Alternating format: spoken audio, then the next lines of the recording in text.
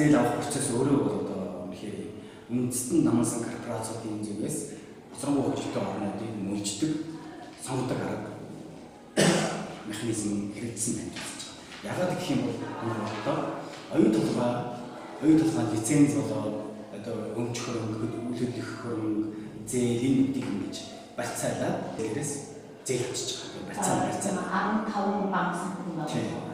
Ингээ зээл авчиж байгаа. Туркиз хийх зээл авчиж байгаа. Туркиз хийх зээл авчиж байгаа. А гэтэл энэ зээлийг яах вэ? Туркиз хийх толгой компаниудах Rio Tinto өөрийнхөө дансанд байршуулж байгаа. За нэг энэ бол бас шүү дээ тийм үү. Тэгээ Rio Tinto үнээс Туркиз хийх оюун толгойроо хамтсан оюун толгой компаниудаа хүүтэйгээр зээлдэж байгаа. Хүүтэйгээр. Тэгэхээр тэр нь хүн ямар байна вэ гэхээр одоо ингэ хараад байна. Хүн ямар янзаар тусч байна вэ гэх юм бол 6.5 энэ зайн. За library гэж одоо Лондонгийн олон улсын зах зээлийн хүү гэдэг тийм үү. За library нэмэх нь 6.5% хүү ингээд болчихж байгаа. А тэгээд энэ хүүг тэгэхээр энэ үгээр оролцоогоор нэг library 2.1.5 байдаг гэж үзэх юм бол энэ 8% болж байгаа. За тэгээд дээрээс нь нэмэх нь Rio Tinto-гийн өөрийнх нь энэ зээл авах гаргаж өгсөн баталгаа гэдэг тэр нь болохоор бас нэг 1.9 гэж байгаа. Тэгээ 8 дээр одоо 1.9-ийг нэхэр үндсэндээ 2 гэж бодох нь үндсэндээ 10% гэж байгаа. Тэгээ оюун толгой өөрийнхөө хөрөнгөөр лицензээр барьцаа тавьж авсан зээлийн 10% үүтэйгээр толгой компаниас зээлж авч байгаа. Тэгээ ийм бол ер нь зүгээр эдийн засагч биш хүн чинь сонсоо ер нь буруу юм гэдэг нь ойлгож байгаа. Аюу амархан зүйл байна.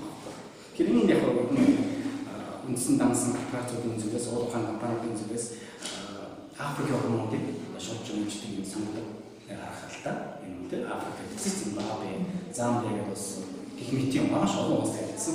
Энэ үеийн үндсэндээ Монгол бол сонгогдох гараа хэрэгжээд явж байна. Энийг дахин хэрэгжүүлж байгаа юм гэдэг нь бас үнэхээр сэтгэл анхаарал татахгүй байгаа бас.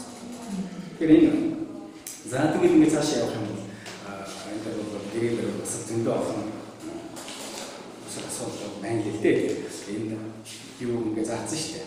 Маргаан байхгүй заасан юм гэж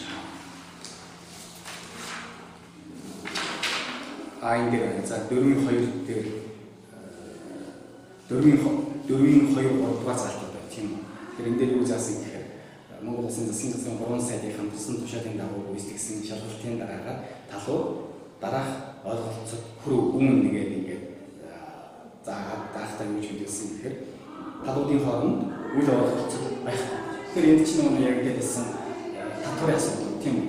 За 30 сая долларын татварын асуудал. Дээрээс нь баримтчаагүй баталгаажаагүй хэлбэрээр өссөн зардлын асуудал 2.5 тэрбум доллар ч юм уу. 1.5 жилийн заримдаа 2.5 жил тэр гэх мэт ингээд Монгол улсын үндэсний ашиг хохирол учруулж байгаа залтууд бол ерөөсөө үүсгэдэг маргаан биш болоод шийдэгдсэн тийм одоо явчихж байгаа. Тэгэхээр энэ юм байж болох юм. Энэ болохоор юу зааж байгаа гэх юм ерөөсөө засгийн газрын зүгээс засгийн газрын эрх мэдэл бүхий тушаалтнуудаас нэг нөгөө талаас одоо гэрээ зурсан энэ одоо эрдэнэс оюун тухай компани захирлын зүгээс татварын одоо мэргэжлүүдийн тавьсан актыг шууд одоо үүсгэж хөндлөнгөөс олж үүсгэж байгаа асуудал энэ байж байгаа асуудал тийм мэргэжлэлтний үүсгэж штеп хүн актаараа тавьсан байх татварын актыг өөрсдөө гаргаад тавьсан байгаа тэрийг зүгээр ерөөсөө хөндлөнгөөс олж ирэл үүсгээд экспорт хийж байгаа. Тэгэхээр ийм юм байж болохгүй. Нэгдүгээр энэ хоёрдугаар нөгөө талаас нь маш хохирлтой шүү. Улс орнд маш хохирлтой одоо заалтыг зөвшөөрөөд ингэж байна гэсэн. За нэг ерөнхийдөө нэг иймэрхүү юм байна зөндөө ингээд ярих бол ингээд энэ тооноо байна л дээ энэ 646 сая тэрбум төгрөг 257 тэрбум төгрөгийг ингээд тэрбум төгрөгийн ахтуудыг бас ингээд үүсгэж хийж байгаа гэх мэт ингээд заасан байна л да. Тийм бол ийм нэс ингээд хаваад үзэх юм ерөөсөө энэ нэгдүгээр ерөөсөө оюун тэ хөрөнгө оруулалт хийж нэрлэгдэж байгаа тэр гадны компаниудын эрх ашигт бүрэн үйлчилсэн гэрээ болсон. За, за, ташаа.